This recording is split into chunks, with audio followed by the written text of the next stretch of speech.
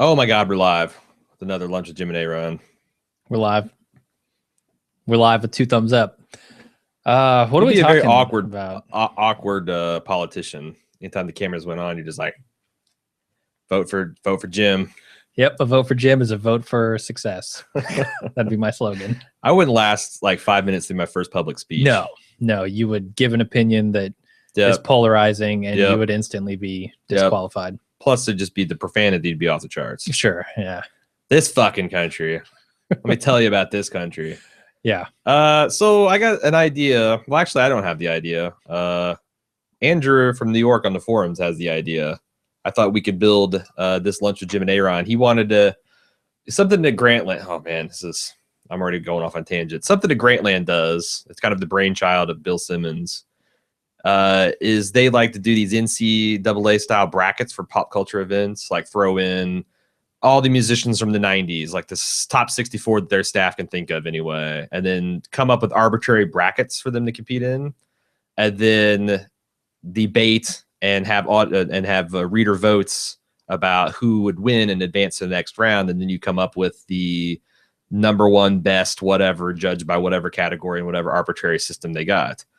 And he thought that would be fun for us to do as like a bald move segment. Okay. That essentially he's proposed a list of 64 characters from all across the bald move coverage, and put them in like a Hell in the Cell type. You're chained and locked in here. Cage fight. 2 enter, 1 leaves. And maybe it's not a cage fight. Maybe it can be more like a Hunger Games situation where they're just thrown into some kind of arbitrary setting. The Great Games. Yeah. And then who wins? Who wins?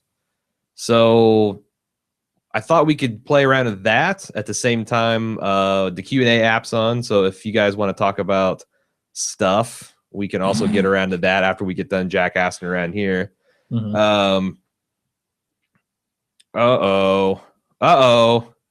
First up, we apparently forgot to send the link out to Patreon people.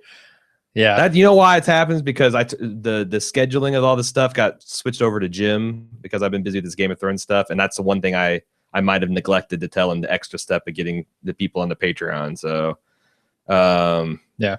But I mean, that's only going to be another month or two before we probably pull that all off and move it. Now that we got credit, well, now we're accepting credit cards. I think email alerts is the last thing we do before we pull the plug on Patreon. Yeah, I think so. And Subbable's pulling the plug. It's on itself in August, so that's kind of a hard cutoff too. Yeah. Anyway, I apologize for that. But not to you guys, because you apparently found it anyway. you sexy smart people have found your way over here. And it's also on the website. Yeah. So, like if you actually want to know what's going on with Bald Move, the website is not a bad place to be. Yeah.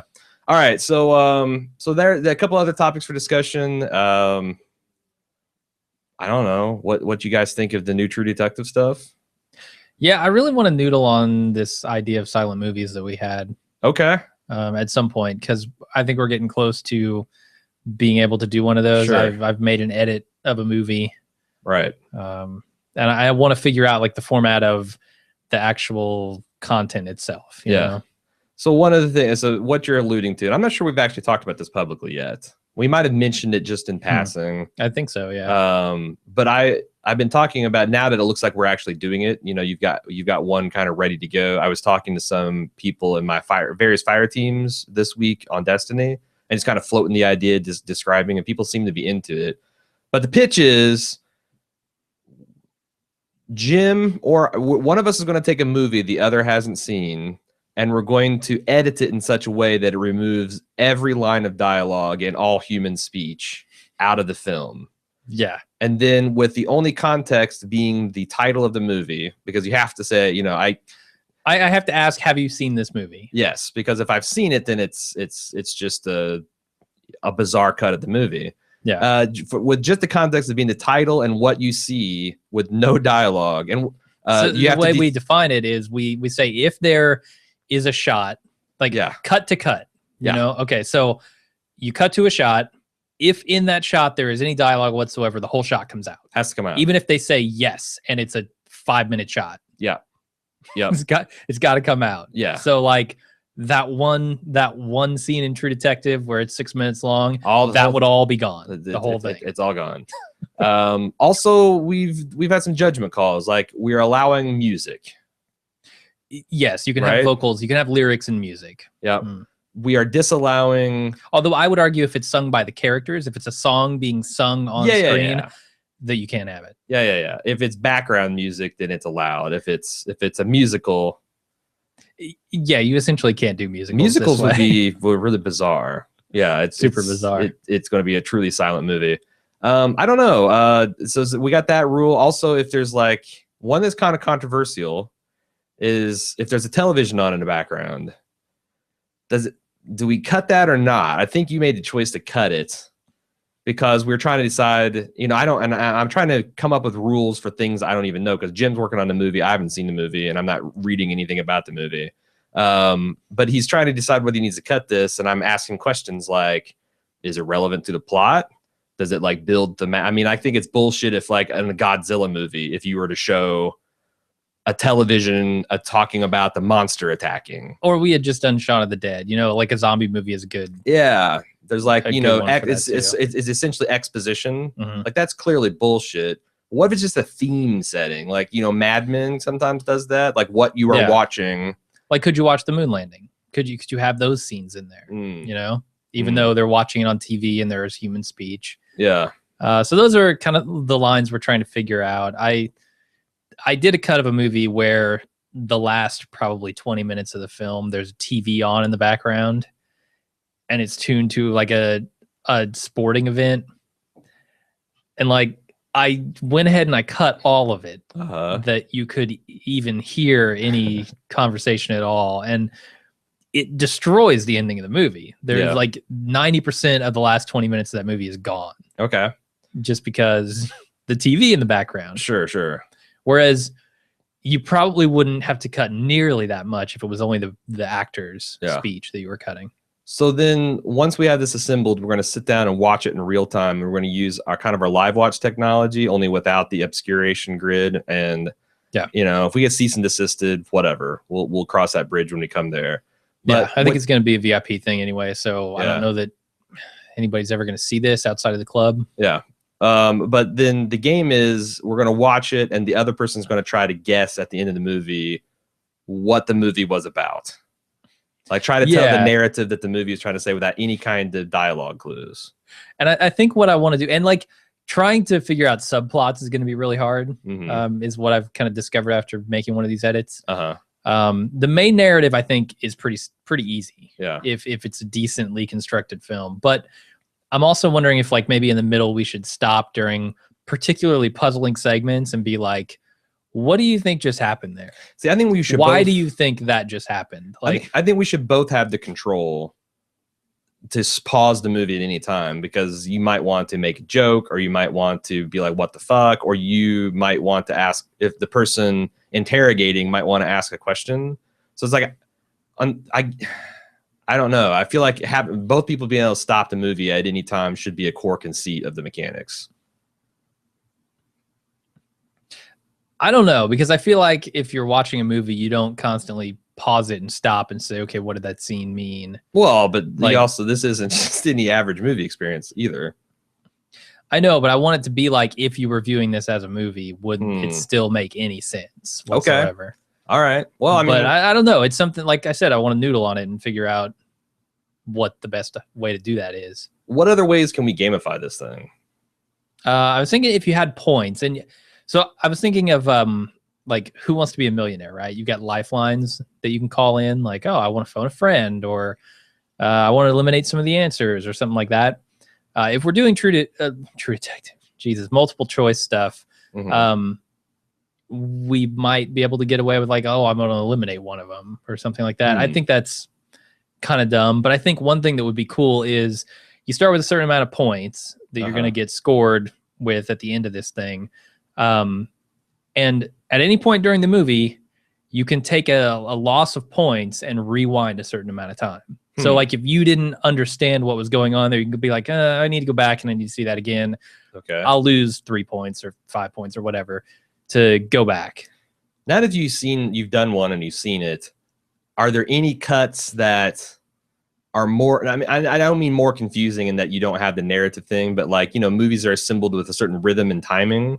Like there are certain things that are just in the context of having the, you know, when you remove the scene of the dialogue, they just become so rapid fire and incomprehensible that it's tougher.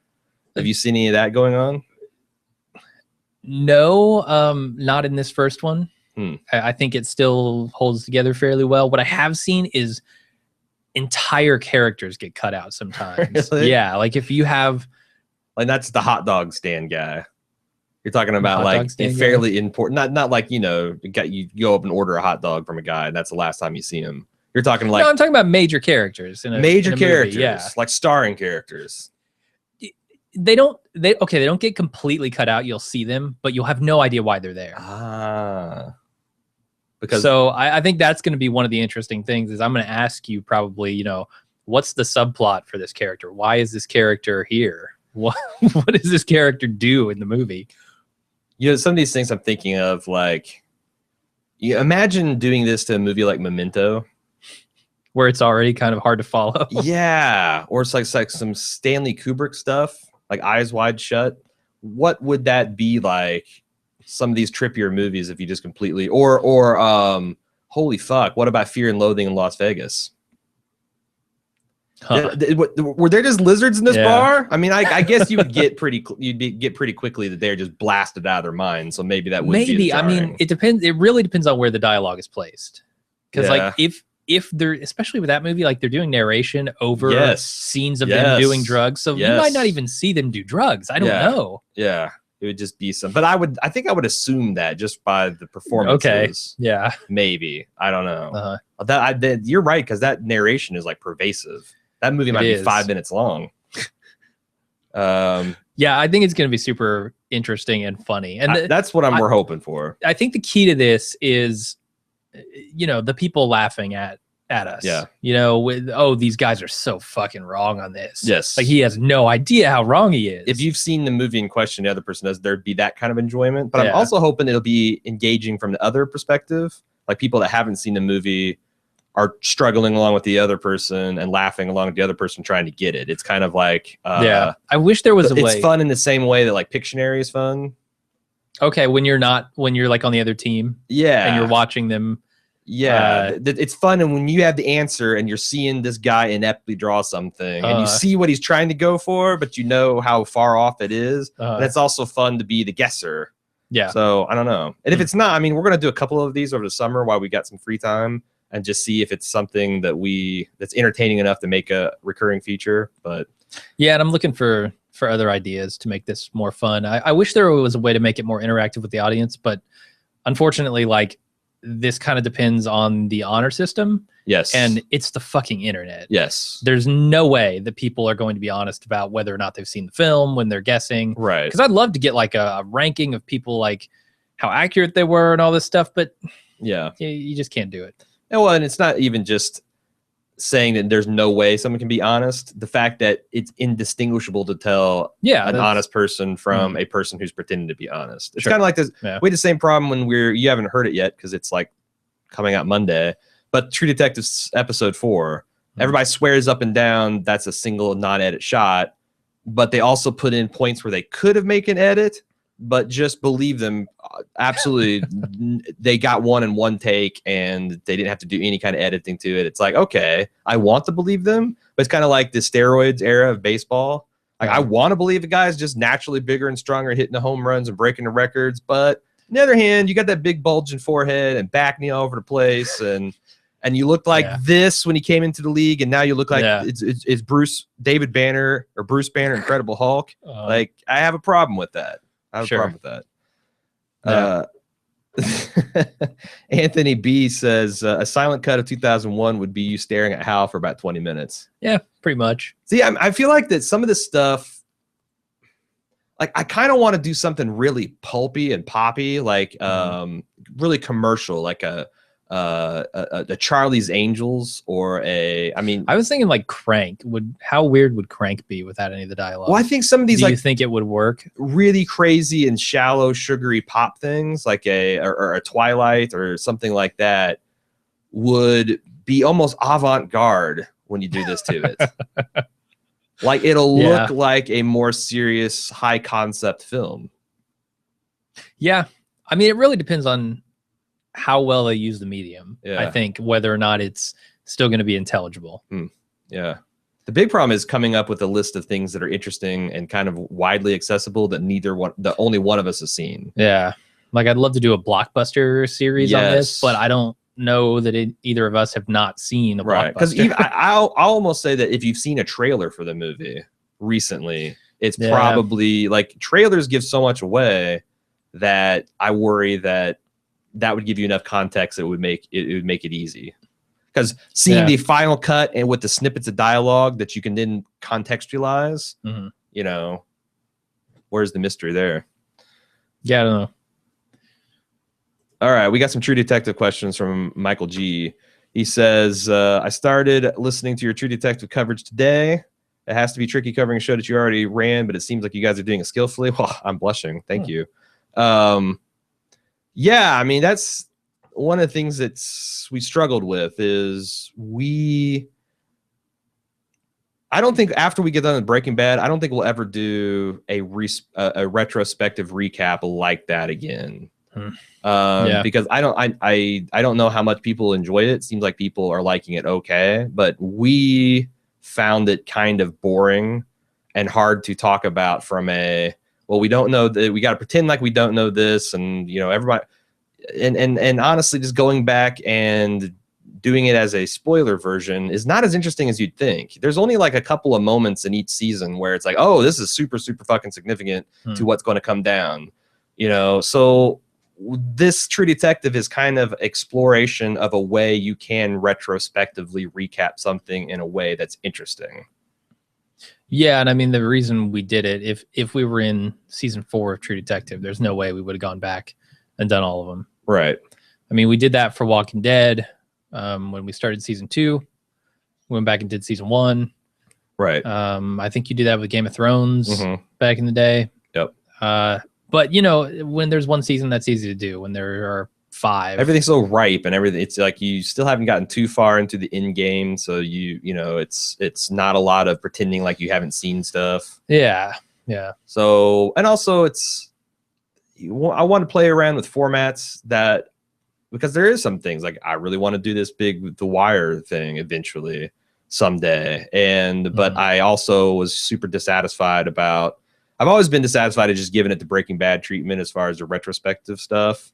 I always wanted to make it interesting with more focused segments about themes and maybe, you know, make it modular to where you could have an interview with someone and it's not like a standalone episode. And it's not just a tacked on thing, something that, you know, is like I said, modular. And this approach kind of lets us noodle with that in a fairly low pressure environment, you know?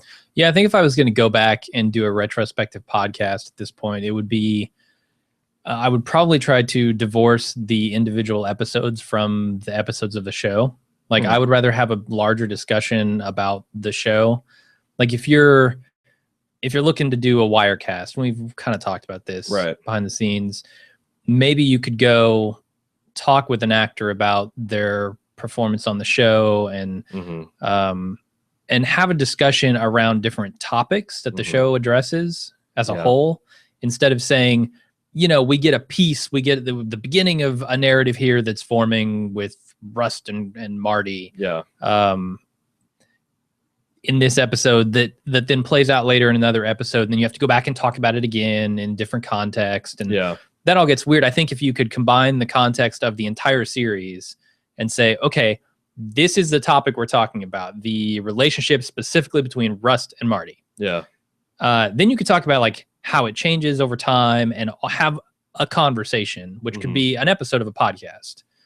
Whereas you can't do that when you're doing, here's episode 101, 102, 103. Right. I'd like to experiment with that, but I just don't know. You obviously can't do that on a new show. Yeah.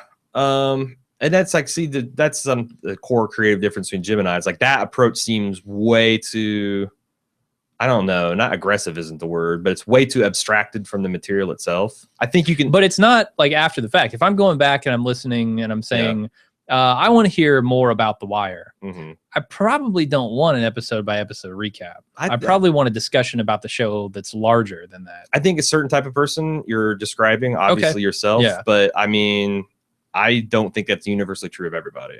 And no, of course, nothing is. And I would like so I'm always trying to split the difference between what would be interesting to a person that's just watching an episode, this show for the first time, because that's what we've done with True Detective. We think that this will be as interesting to rewatch, or not even to rewatch. If you just wanted to listen along with us, you don't even have to rewatch. So we're trying to give you enough information to ground you in an episode so we can then talk about it. But also give it to stuff that's like for first timers, so they can actually be in the spoiler sphere without being afraid of actually being spoiled. Yeah. But also that stuff is a lot of I'm discovering a lot of stuff that I didn't know about the first time through. Sure. I was aware of most of the theories because I started really following it closely after episode 4. But if you're like me and didn't discover the subreddit until around then, like a lot of the early stuff, I was really impressed by how quickly some people were able to pounce on some things and develop those. Yeah. So, but anyway, Michael also asks, what character are you most looking forward to in True Detective and why? Colin Farrell, man. Whatever his character is going to be, I think he's the best actor out of all those. Ooh. From the work that I've seen from each of them. I think Rachel McAdams can give him a run for his money. Yeah, she's close. I don't know much about Taylor Kitsch, or I don't know anything about him either. I mean, Vince Vaughn. I don't like him. Yeah. Sorry. He might be great in this. I don't know. But this is how I'm watching Vince Vaughn in this. I'm watching him like. Yeah, you're watching him like he looks at everybody else. Yeah, show me what you got. With a slight smirk. Yeah. Kind of skeptical, wondering what this person has to offer you. I'm sure. I'm expecting. I'm watching like that, but I'm expecting him to win me over. Yeah. I am too. Just because I don't think that Nick Pizzolatto would do would go for him if he wasn't right for it. Right. So the Rachel McAdams character I'm interested in, because I've read some interviews where Nick really seemed kind of thin-skinned about the criticism of how there was no real female characters in True Detective. Sure. And he was giving this interview in the Hollywood Reporter where the guy's asking him about that, and he's all bristling and saying, "Oh, blah blah blah." And I had the screenwriter for Thelma and Louise look after it. She said that criticism was bullshit. So who are you going to believe, her or some dude with an internet connection? But then he said when he was writing his script for season 2, he created a few characters to specifically address those concerns. And then he said he actually wadded up and threw away that entire draft that a lot of the earlier reports are based on. Huh, okay. And because he said you cannot write to address criticisms. So he's got a prominent female character. Mm-hmm. That's not a reaction to the criticism for season 1. What is that going to be like? Like, I have no idea, man. It's because the other thing, you can't creatively write around something that is a perceived flaw. Like, that's like the opposite of that. You can't. It's like, oh well, I don't want to seem like I'm appeasing the critics. So even though I want a female character here, fuck that. It's going to be the dudes again. Sure. That's like, yeah. I mean, to me, it's like one of those, like, I'm starting to think that Joss Whedon and all these guys are right, that just get the fuck off Twitter. Like, if you are a creative person that is working in pop culture, don't read anything. Don't read anything at all. I don't know. I mean, I think there's some value there. The more constructive criticism, I think, can give you insights and ways to do things that you might never have considered before. But who's the referee? But like, the referee cannot be 50,000 people on Twitter with an angry rant about misogyny in your face. Like, you need a reasonable person to like take that information, synthesize it, and say, "Hey, Nick, I see like here's a blind spot creatively," because it's like, it's like just this fucking week, man. We can be that. You made a statement about the politics of global warming, and my inbox gets to be slammed by a bunch of people saying that we are. That's by design, my friend. So I mean, it's like, and it's like, God, I don't even want to talk about this shit anymore, because every time we talk about like, rape in Game of Thrones or global warming on Game of Thrones, there's going to be people that are like telling me to shut the fuck up and I'm stupid. And it's like, I don't even get that much of it. Like a handful over the course of the season. I fucking hate it. I can't imagine being a guy like Joss Whedon and getting 50,000 direct messages from people telling him that he should kill himself because he's dumb for this or that reason. Okay. Yeah. I mean, if you can't handle that, sure, don't be on Twitter. Well, who can? Who can handle that? I think you get used to it. I think really, yeah. I think you do. I mean, Patrick Klepek from formerly of Giant Bomb, now of Kotaku, I think. Yeah. Talked a lot about that. Yeah. How he had to. I mean, he got death threats. He got when his father died. He had people like saying, "I'm glad," tweeting at him saying, "I'm glad your father's dead. You suck. You're the worst. You should die. You deserve it." Like all this horrible shit. And he's at some point said, you know, I've developed a thick skin. I've had to because I can't do my job without it. And I don't know that's true of everyone. Yeah. I don't think everyone gets to that point. But I think if you're going to continue to do what you're doing in such a public way, you kind of have to. Yeah. I mean, I guess either that or you flame out of the thing you're doing. Yeah. Or you just stop engaging because like ultimately none of those people are getting paid for dealing with criticism. They're getting paid for what they're creating. And as long as they're doing a good job and continue to make money getting paid, that is kind of, yeah. But on the other hand, you don't change or grow as a person with that. That's why I said it's like there needs to be some way to get that feedback loop implemented. Yes, but Twitter, like where it's just it's a microphone in an insane asylum. That's not the way to get it. That's not the way to get it. No, we need some directorial liaisons, some PR people who, sure, we can be those people. Okay. You send all your hate mail to A.Ron and for Nick Pizzolatto, and we will synthesize it into a couple of short paragraphs about what people think of his work and send it to him. Isn't that what kind of like, don't they have people like that? That's like essentially an agent or a publicist. I think it's to serve people who are too busy to care about that shit. Yeah. But like the not the A-listers, the like the handlers, below the line, you know? guys. Yeah. Like the writers and stuff like that. They need a buffer too. Yeah. They need a buffer. Yeah. You can't just be worried about Tom Cruise all the time and what he thinks. Right. Yeah. Michael G says season one. Oh, well, we're going to get into the season 2 preview cast here. Season 1, Louisiana, season 2, LA, season 3, Midwest, Cincinnati.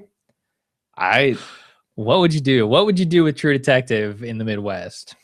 Dude, we've got the Satanic Church. Doesn't everywhere have a Satanic Church? That's what I'm saying. That's what I'm saying. You said it in Monrovia. You said it in Eminence.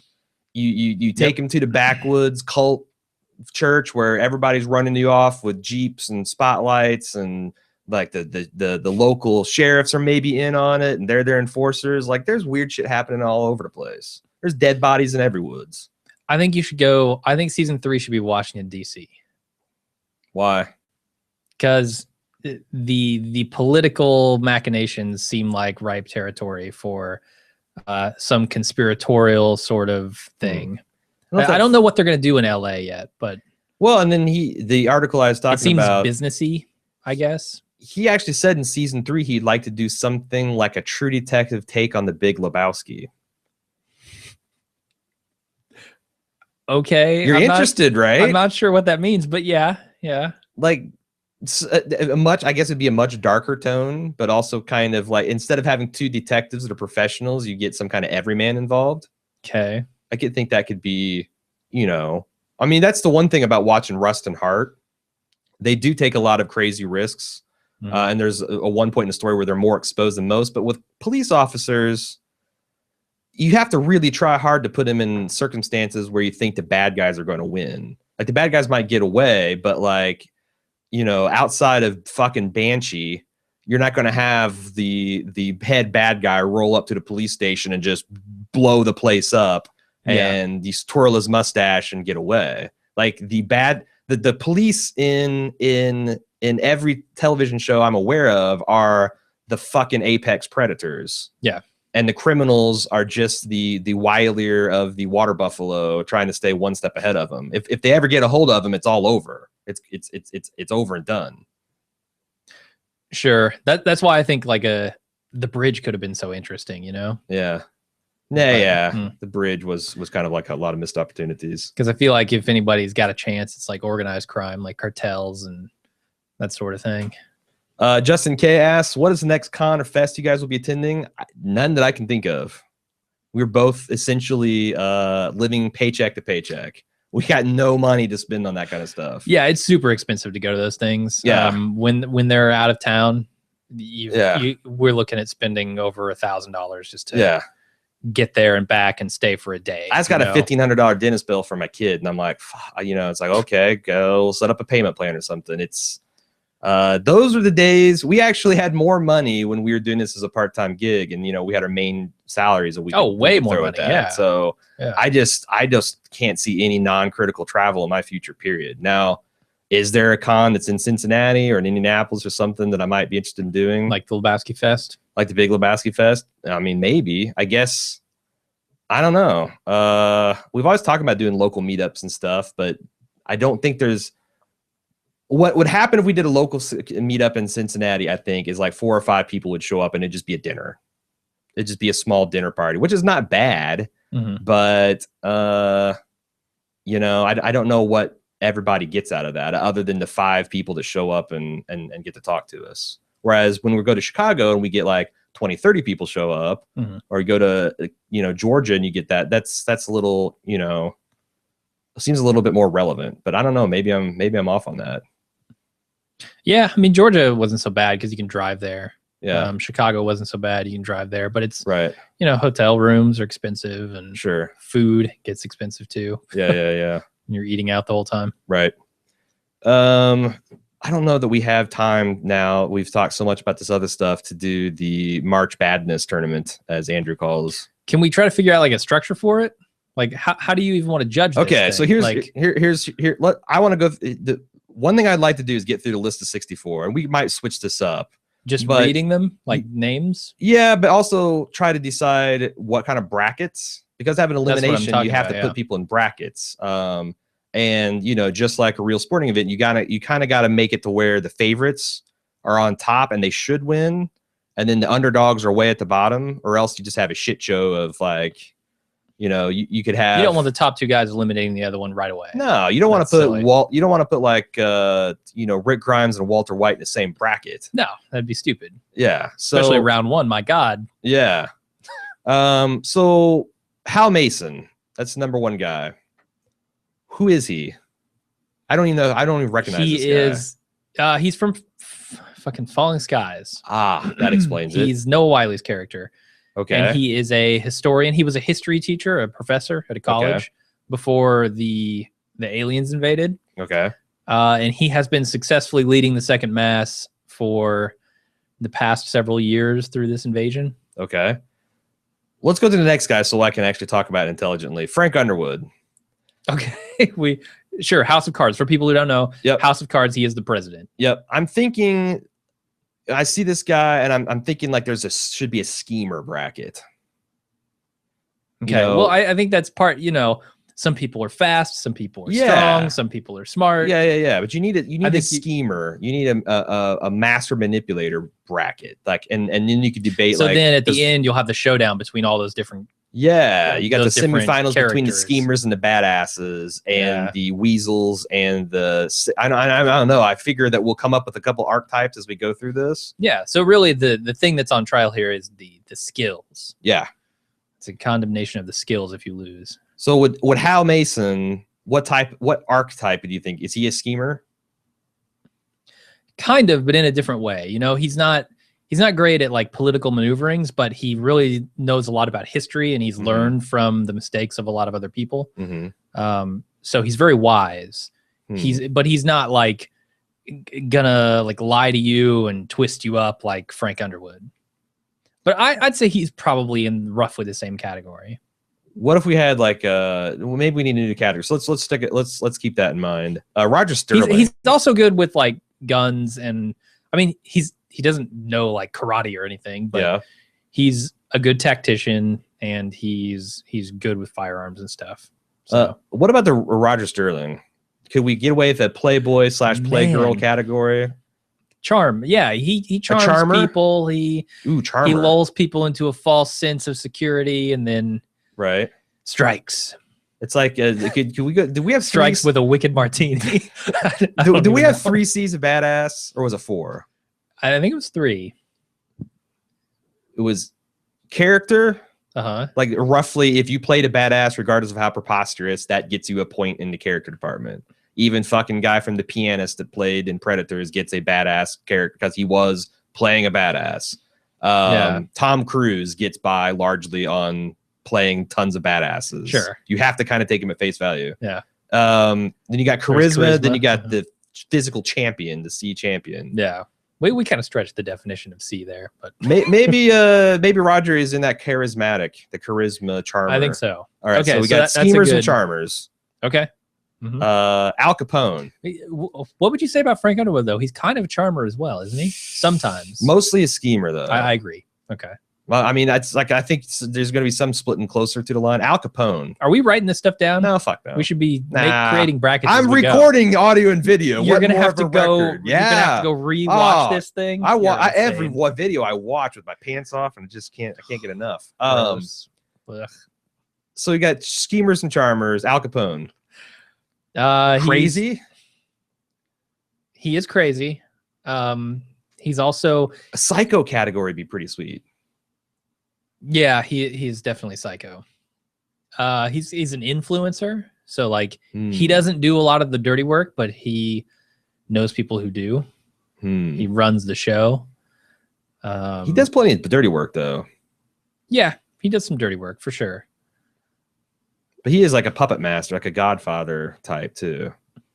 Yeah, I mean, he's kind of ski. I mean, he's got a blend, but I don't know what his strongest. I kind of want to keep the psycho category in the back of my mind because I think there's going to be several characters that fit into that.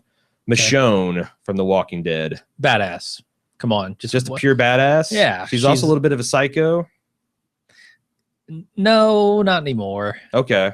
She's pretty normal now. Okay. So we do have a badass category. I think you have to have just a weapons badass category. Okay. Don Draper. Charmer? He's definitely a charmer. Putting him and Roger in the same bracket would be interesting. Yeah. I kind of want to make. I don't know what other category he could go in. I don't know. I want to make it impossible that like Roger and Don can get to the finals and fight each other because that's just ridiculous. I'm with you. That's ridiculous. Michael says, "Are there enough strong lady characters out there to have a women's division?" I don't think. I mean, no, I'm not saying that there's not. Because the next one is Molly Solverson. I'm just saying that rather than invent a ladies category, I'd rather slot them in to where they belong. You know, Michonne's already badass. Molly Solverson, what would you put her into? Because Don Draper's also, we could throw him in a charmer bracket. Molly Solverson, she's not a badass. She's not a charmer. Detective. She's a thinker. She's a... So we had schemers, charmers, badasses, psychos, maybe. All right, fuck it. I'm going to start a goddamn... Google Doc. A Google Doc. I knew this was coming eventually. There's too much to remember with 64 I characters. I thought just by looking at this for 30 seconds, I was going to be able to divide them all into 4 categories. I don't know that I can. Yeah. Okay, so you got Psycho, maybe. We got Charmer. We got... By the way, this is the rest of lunch. So if y'all are interested, like go ahead and take... I'm not going to be hurt. This is just what we're going to do. Schemer. Schemer, badass. What was the 4th one? Psycho, charmer, schemer, badass. That's 4. Oh, Molly might be the 5th type that we have to figure out because I don't know that she fits. Yeah, if anything, maybe she's a schemer. She's like schemer, she charmer? Understands schemers. Like that's the thing, right? She's a detective. You're right. Who works against the maybe schemers. like some McNulty in The Wire would be a schemer, right? Even though he's not. I think so. Schemer doesn't necessarily mean bad. Yeah, they have the mindset of a schemer. Should we call it tactician? I mean, you have to put Hal in there, Hal Mason, because that's one of the things I was thinking. Because I have seen one season of that a little bit when I was kind of watching with you, and I was thinking maybe tactician would be better than schemer. I'm gonna put schemer / tactician. Okay. All right. I think Molly goes in there. Okay. So there's Molly. There's where she lives. Arya Stark. Badass, right? I think so. Yeah. I mean, she's becoming a badass. I don't know that she is at this point She's yet. a proto badass, but she's not. I think that's where her trajectory's headed. Okay. Ken Cosgrove. Oh, I hate that everyone in God. I hate that everyone in Mad Men is a charmer. Yeah. Because that's a Mad Men bracket. Maybe we can take out some of it. Because also King Cosgrove's a little weak sauce. He's not making out any bracket. I don't think he makes it to the dance, man. Certainly not in the charm category. I mean, he's gonna be danced all over. Yeah. Yeah. Jon Snow. Badass? Tactician? Yeah. Maybe we should have a leader. You think Frank Underwood would go in that? But he's more of a schemer. Yeah. I think he's a weak leader, is what we're seeing. Should Capone be in the leader category with Jon Snow? Argument? Good argument. Don Draper might be better off in the leader department, although he's not a great leader either. No, I think he's a charmer, and I like him versus Roger at some point. Maybe one of those need to go. Maybe one of those don't make it to the dance. Maybe. Too many of the same dudes. Yeah, I think we should go through the list and try and see. Okay. Tim Gutterson. That is the Ranger Marshal from Justified. Badass, right? He's got to be. Okay. Give him a sniper rifle. Supposedly he's a badass. Claire Underwood. She'd be a schemer tactician. Underwood. She's got to be, yeah. Maybe she's charmer? in the same. It'd be interesting to put her up against Frank. I wouldn't mind seeing that. All right, I could buy that. Maybe charmer too. You're right. Yeah. Yeah, but that's a bit of that in there. Claire and Frank are both charming on the surface, but their real self are schemers. Yes. Tuco, psycho. Oh yeah, come on. Psycho badass, like even. Loretta McCready. Schemer? That's the teenage girl from Justified. Yeah, she seems have smart. To be Smarter schemer than... tactician. Yeah. Maybe we need like a just a thug, I suppose, category. Or just a gangster. Just a gangster, I suppose. Ken Cosgrove goes in there. with post-patch Cosgrove? Yeah, where else would you put him? Red Reznikov. This is the Russian played by Captain Janeway from Orange is the New Black. Oh, you're going to have to do this. I don't know anything about her. She's total schemer tactician. Yeah. All right. Daryl Dixon. Badass. Come on, yeah. Through and through, man. It's the only thing he's got going for him. So this brings me to the next category, Carol Peltier. Who's that? That is Carol from The Walking Dead. Oh, that's her last name. I believe so. That's how you pronounce it. I was thinking like maybe you need a survivor category because she's also a badass. Would Dawn go in the survivor category? Yeah, that's what I'm saying. That's exactly what I'm saying. Maybe we need 8 divisions. So we need to blow this thing up. All right. I'm going to put Survivor as a idea for her archetype. If not, she probably goes in badass. Yeah. Yeah. Well, she's certainly badass from season 5 on. Yeah. James Gordon from Gotham. Probably just badass. I have no idea. He's Jim Commissioner Gordon. Yeah, yep. I know, but I don't know what he's like in that show. He's a special forces guy, but he's kind of a tactician, but mostly badass. Chalky White. This he would definitely go into just a gangster, I suppose, if we end up with that. Maybe we should have just a general gangster category. Just a tough, yeah. Just a maybe. Okay, well, let's keep it on the plate there. All right. But Chalky, because he's also a tactician, he's also a badass, but not a conventional one. Yeah. Nucky Thompson. I figured that's where you're going. He's a schemer. All the way, through and through. Yeah. Yep. Schemer, tactician, whatever. Mike Ehrmantraut. The man trout. Hey, badass. Total badass. Right? I mean, he's also got some tactician qualities to him. You know what? Nucky's also survivor. He is. Maybe the survivor category is all about their origin. Like if you've overcome great adversity, if like you've like a Don Draper, a Carol, a Nucky, they're what defines them more than their scheming and all that is the fact that they're survivors. Okay. And like Claire's not. I mean, Claire's gone through adversity, but she also came from like a privileged family. Yeah. Frank, though, maybe survivor. Yeah, he did come up from a poor family for sure.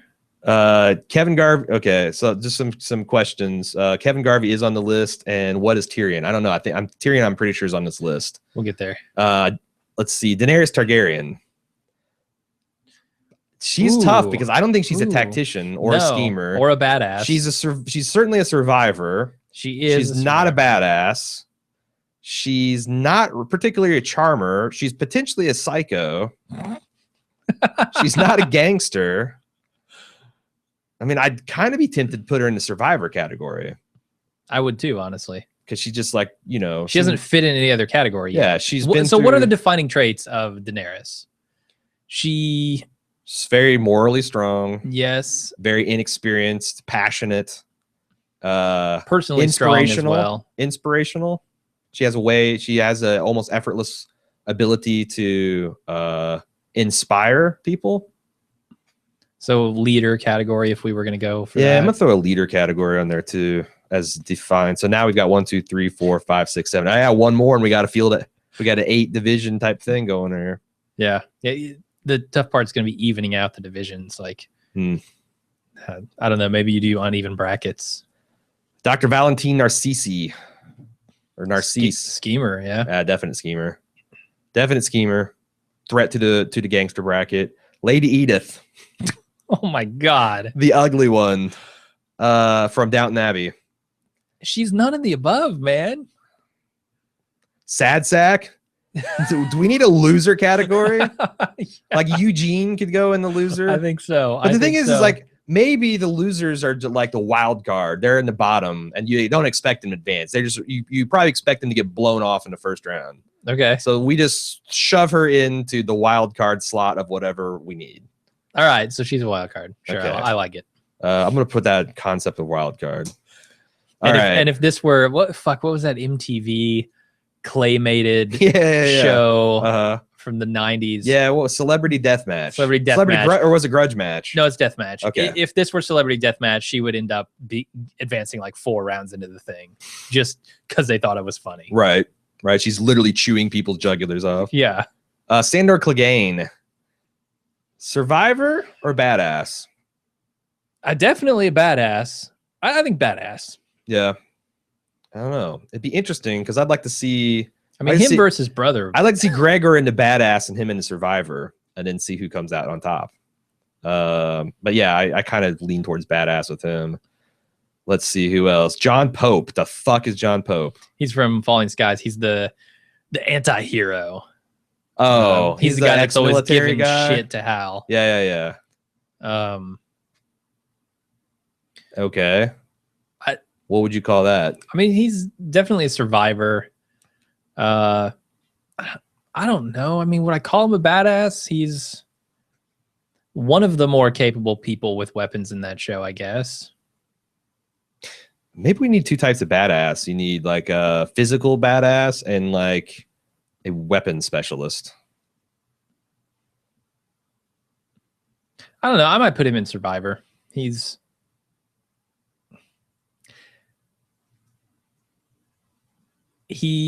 definitely, I don't know, everybody in that show is a survivor. That's the thing. Like, they're all up against the extinction of humanity. What more survival do you want out of them? That's the thing. Like, then I wouldn't say that's his defining trait then.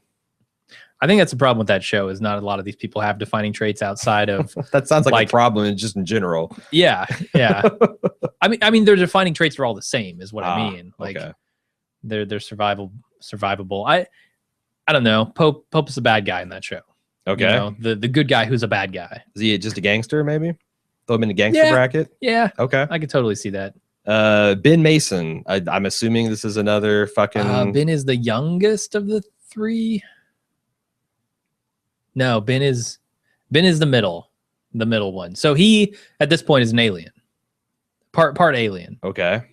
So he's definitely a badass. He can jump super high. He's real strong. He's a badass. Okay. Patty Levin, which is from the cult leader of The Following, or God damn it, The Leftovers. Schemer, yeah. Psycho? A little psycho too. Yeah, she's psycho and scheming. I actually, if tactician and schemer were separate, I'd put her in tactician. Yeah. Because like she pulled off some crazy shit. Piper Chapman would be a wild. That's the star of Orange is the New Black. She would be in the loser cannon fodder wild card bracket. Really? No, wow, she's just fucking, no perceivable skills whatsoever. No. No. No. No. And that's the main character? Okay. Yeah. That she's no. No. If I don't know if there's a pumpkin spice latte, UGG wearing. Is she like a soccer mom who got thrown in prison? No, she's like a posh upper class girl who got caught up with a lesbian drug dealer affair, kind of like a rebellious college girl that got thrown into prison over that.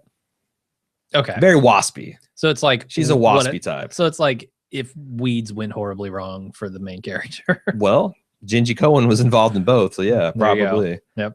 Kevin Garney Jr. This is the sheriff from Justin Theroux. Leftovers. Boy, he's a leader. He's kind of a badass. He's a leader. He's kind of a psycho, maybe. His dad's definitely a psycho. Not a charmer. I mean, he definitely has his charms, but that's not his biggest thing. Survivor too, but he seems too fundamentally broken to be a survivor. I think that's the defining character of the survivors. They've been through shit, but they're not broken. Kevin's pretty broken. Yeah, maybe he's a wild. Honestly, he's a fucking enforcer, but a wild card. I wouldn't call him a badass, you know. I like him too much to throw him into the wild card cannon fodder, but he kind of is wildfire. Kind of is wild card cannon fodder. Brienne of Tarth, badass in the story. Yep.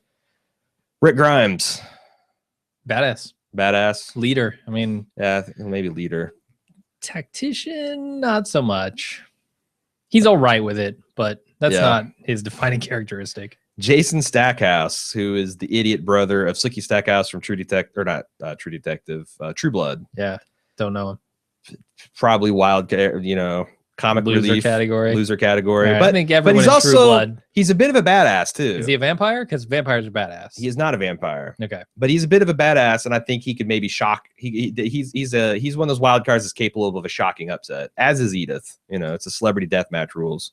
All right. We've got some criticism of your Piper characterization.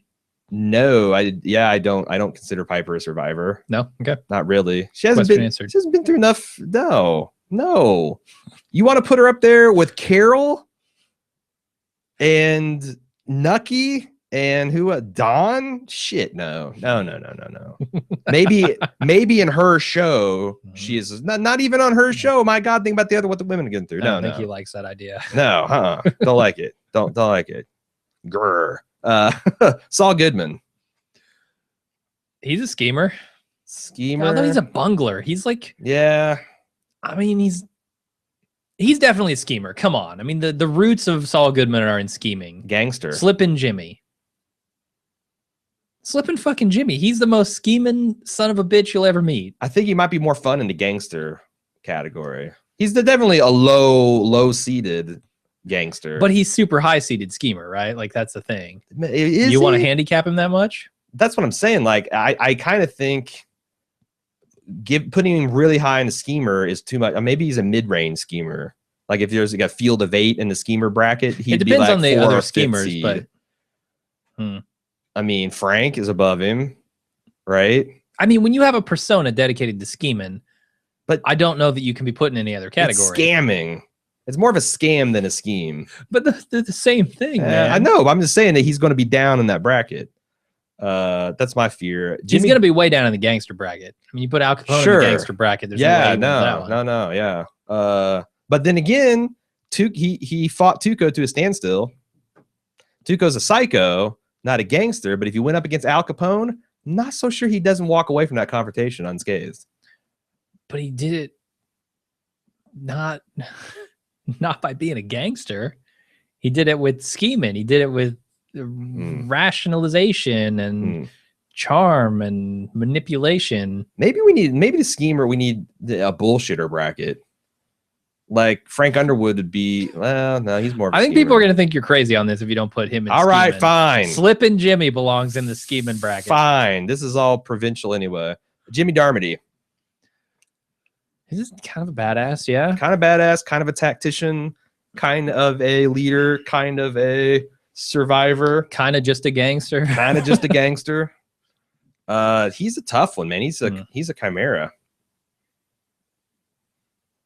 Yeah, let's punt on him for now. All right. Saul Good. Wait, I already did Saul Goodman. Raylan Givens. He's badass. Badass? For sure. Yeah. But he's a charmer. My God, is he a charmer? Maybe more of a charmer than a badass. I kind of think so. Especially if you consider charming as being part of intimidation. Yeah. Because he's the most charming, intimidating person I've ever met. Yeah. That's another really tough one. Tom Mason. I think if you sleep with more women in the show than you pull your gun, like literal gun. Okay. On women? Not making a joke here. On women? No, on anyone. Okay. Then you're defined as a charmer. And I think Raylan falls into that category. Okay. Tom Mason. You know what? I was confusing Hal and Tom. Tom is Noah Wiley's character. Fuck. So everything I said about How about Hal, forgettable category? I just get their names mixed up. Whoever you mixed up needs to go into the wild card loser bracket. All right. Hal can totally go in the wild card bracket. Okay. Like he's exactly like his dad, except he's more hot-headed and less knowledgeable and wise. Yeah. Oh yeah. There you go. So, and like I said, everybody on that show is a survivor. So whatever. How about Lorne Malvo? Is there a devil himself category? Psycho. Yeah. Yeah. Right. That's probably his defining characteristic. I think so.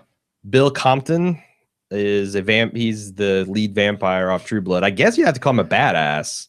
He's an apex predator. He rips people in half. What are you gonna do? What are you gonna do? Sure. Suck it. Peggy Olson. Survivor? Peggy Olson is kind of a survivor. Yeah. She rocks that fisherman's wife like a badass, though. She's not a charmer. Yeah, she's not a schemer. No charm. No. She's not really a good leader or manager at all either. No. Schemer, tactician. I think Survivor's pretty good for her. She's come a long way and had a hard road getting there. Mm-hmm. Maybe, I don't know. That's the other thing. We got to decide whether this is a badass bracket, like a survival bracket, or this is like a popularity contest or what. Yeah. Yeah. Because I'm thinking of this in terms of like a cage death match. So if that's the only criteria, I think Peggy is like wild card material. Because there's Ken Cosgrove is wild card material. You know what? I'm not arguing with you. For him. You need 8. If you got 8 brackets, you need 8. So you try to fit whichever is the weakest one. You throw them in that bracket. Yeah. Ken as the 8th seed in the gangster bracket would be hilarious. I like that a lot. That is pretty funny. Dickie Bennett, Psycho. Yeah, is he psycho, or is that he's wiry, or is he the 8th seed of the schemer bracket? Yeah, maybe. Because he is his defining characters to me is big ideas, kind of bad ideas, and really poor execution. He just doesn't have the crew for it. He's a schemer. He's just an ineffectual schemer. Yeah. He doesn't have the right crew. All right. I can see him in either of those categories, frankly. Tyrion Lannister. Schemer. Gotta be schemer all the way. I mean, the trouble is you're going to have a lot of Game of Thrones characters in there. Littlefinger, Varys. I mean, where do you throw Tywin? Like, he's the leader, badass more, but he's not a badass. He's schemer. I mean, so many people. There are like 2 definitions of characters in Game of Thrones. Yeah. Schemer or badass. Yeah. And if you're not one of those, you're dead already. You know? I totally buy that. Elizabeth Jennings. Badass? Survivor? Elizabeth Jennings? Yeah, that's from The Americans. Oh, yeah. Kerry Russell's character. I think she's badass. She is definitely badass. That's the first thing I think of. Is she's just ruthless, tough.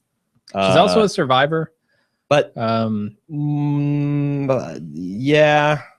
maybe a little bit too broken to be a survivor. Okay. Yeah, maybe. I could see her in the badass category, and maybe Philip goes in the survivor category. I would, yeah. That's actually, I like that a lot. If he's even in here. Yep, yeah, he is. Let's see. Glenn Rhee. That is, I'm kind of thinking our schemer bracket might be a little too full. Glenn Rhee is, of course, from The Walking Dead. Threw me because I haven't heard his last name. Yeah, I guess. He's like this tactician, schemer tactician. I mean, he was in like episode 2, but he's kind of like everybody in that show has just morphed into a version of a badass, right? Yeah. Throw him into the wild card of the psycho department just for funsies. I don't know where you put. He could also be the wild card of the badass bracket. Mm-hmm. Like you must be at least as badass as Glenn. He's the 8th seed, and he will get demolished by whoever's the number 1 seed. Let's see. Gus Fring. Schemer. Yep. Although it could be a gangster threat too. Yeah. He's a serious gangster. I mean, his come at me bro stuff with the sniper rifle. Yeah. Pretty gangster. Daniel Weaver, another character that I don't know anything about. Weaver. I didn't know his first name. Oh, really? Just Weaver? He's the badass. He's former military. Okay. He is the guy who does all of the, I mean, he does all the tactical planning too. He's okay. For the actual combat stuff. I don't know. I'd put him in the badass category. All right. Of everybody there. Slicky Stackhouse is the sister of the dumbass I talked about earlier. I'd say she is probably the wild card and survivor bracket. She's rogue, right? Yep. Okay. She's a survivor in the she's the bottom seeded survivor bracket is where I would peg her. Walter White, gotta be schemer gangster. He is definitely a gangster. But man, he's a good schemer. He is a really good schemer. Like, I would almost argue that, but most of his schemes ultimately get him into more trouble than they actually get him out of. Like everything just escalates. But he beats Gus Fring, right? So I would maybe put Gus in the gangster category, and Walt in the schemer category. Interesting. It's weird because they're roughly equivalent, but Walt ultimately proves to be better at it. Huh. Or I don't know, because you're right. Neither of them have great fates in that show. Yeah. Walt just lasts a little bit longer. Yeah. And ultimately, his high watermark was knocking off Gus. Yeah. Like, he should have stopped there. Carl Grimes. See, I want to make Arya 4th seed in the badass bracket and have him be number 5 in a badass bracket, so they play each other in the first round. That'd be pretty sweet. That'd be good. The 2 children molded by circumstances into being killers. Yeah. Fight to the death for our amusement. Hunger Games all over again. Art Mullen. A son of a bitch. Charmer? Son of a bitch category. That's the chief. Like that's the chief from Justified, if you don't know. Yeah. He'd be a good leader category. He's also a good charmer. He would. Yeah, he's not a conventional badass, not a conventional schemer. Can we define gangster as to be more about like unorthodox swagger than it is about criminality? Because he's kind of a gangster. Spirit of a gangster. He's kind of like a big, bald, like BALLED, not BALD, because he's that too. Like he's got that swagger a little bit. He can bring Raylan to heel, for God's sake. I don't know what you call that. Yeah, he's gonna have to. I don't know. It depends on where we put Boyd too. Ooh, because Boyd's either going in schemer or gangster. Oh, he's schemer, right? He fucking said in the finale episode before the finale before he blew away Shea Wiggin, "I'm a gangster." Pow. Yeah, that gets him with a bullet into that bracket, I think. Okay, then we can put Art into the. I don't know, gangster. We'd have to. Maybe we need a different. Maybe there's a swagger category. Because that's kind of like how I'm. That's. Yeah, but when you stack him up against Raylan, he's not, or even Boyd. Like both those guys have far more swagger than Art. Yeah, but Raylan ain't in the swagger category. He's in the badass category. That's why I'm almost thinking. Yeah, the charmer category is gonna be weird. Yeah.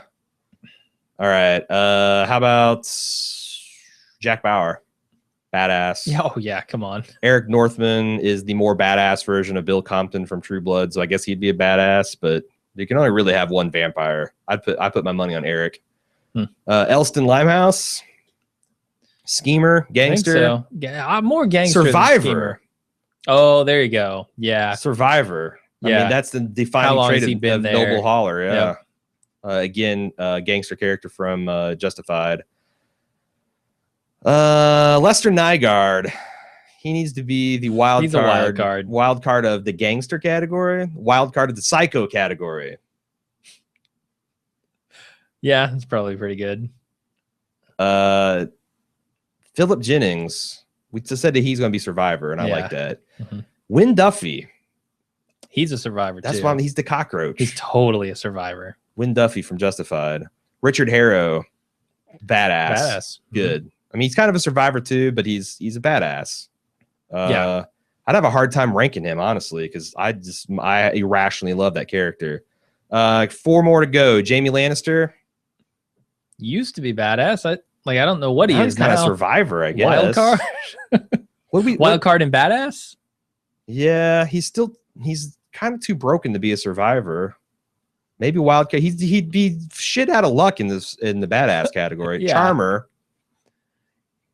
Yeah, he can. He does. That's what he's got left. Pretty wild card in the charming category. He was a badass. You cut off his right arm, and he's left with the charm. Yep. Okay. Khal Drogo.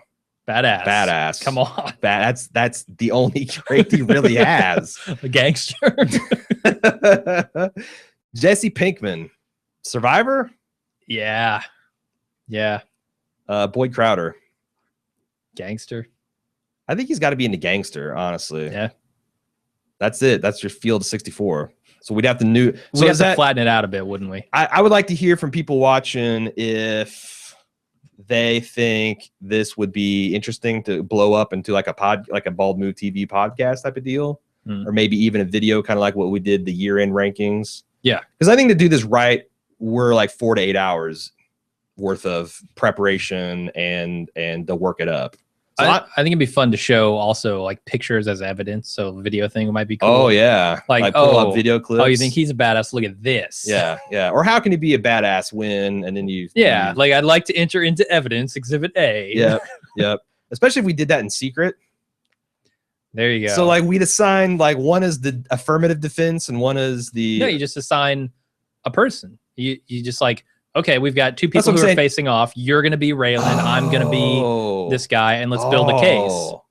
Then you have to anticipate where the other person is going to come from. It's exactly a debate. You know, that's more than a 48-hour commitment, unless we just get drunk and do it. You can do one of these like every week or every 2 weeks or something, and content for days, man. Sit down, have fun with it. It's not going to be like a serious, like well-produced sort of thing. It's just going to be like, okay, I'm going to get a couple of clips from what I remember the show, get those lined up, and here's my argument. All right. I might post this in a VIP forum with the time code right to see if people want, if they want more of this. Yeah. All right. That's the field of 64, and that is a really long lunch. So I know I'm full. Thanks, everybody, for your support and for joining us. We'll be back next Friday. Until then, I'm A.Ron. I'm Jim. Have a great weekend, people.